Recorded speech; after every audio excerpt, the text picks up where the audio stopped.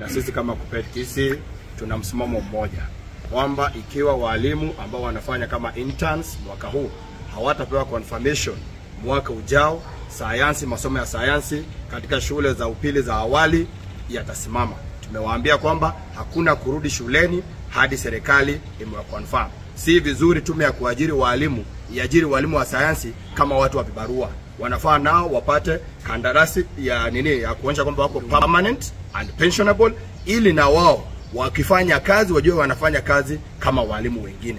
Kwa saa hii kandarasi ambao walipewa ya mwaka mmoja ni kudunisha hadhi ya mwalimu, kudunisha hadhi ya walimu wa sayansi, na kuonyesha kwamba serikali haijatilia maanani kuhakikisha kwamba STEM na masomo ya sayansi yanatiliwa mkazo, kwa sababu nchi hii haiwezi endelea bila sayansi kupewa nafasi yake katika jamii. Kwa hivyo sisi kama walimu wa shule za upili, the senior school na wale wa junior school, tumeungana pamoja kuambia serikali kwamba ni confirmation.